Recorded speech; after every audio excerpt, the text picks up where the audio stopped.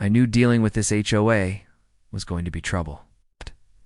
But nothing prepared me for the day their president, Karen, herself decided to march right onto my farmland and start painting white lines like it was a neighborhood soccer field. From my tractor, I watched in disbelief as this woman, armed with spray paint and a clipboard directed to other board members like she was running a construction crew.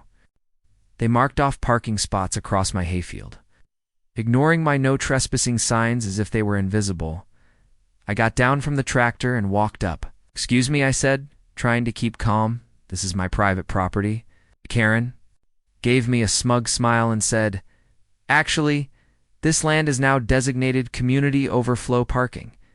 You should be grateful we're increasing the value of your property." That's when I knew she'd lost her mind. My family had owned that land for 3 generations.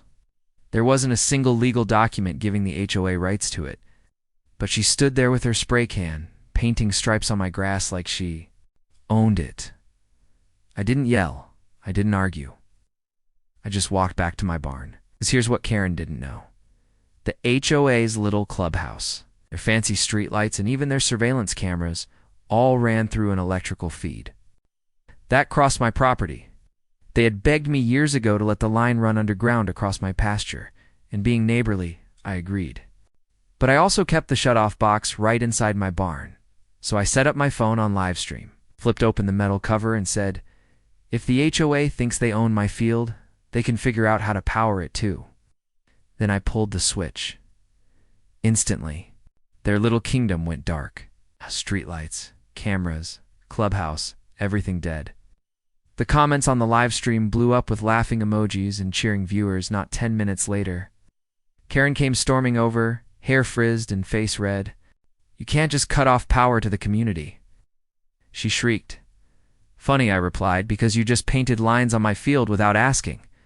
I showed her the property deed right there, black and white proof. She sputtered, threatened to call the police, and actually did. But when the sheriff arrived, he took one look at the deed and said, "Ma'am, this is his property. If you don't leave, you'll be arrested." Karen left fuming, and within a week the HOA board had to issue a written apology.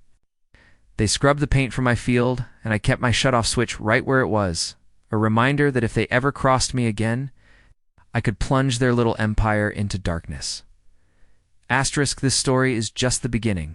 There is so much more ahead. Subscribe to the channel to join me on this journey.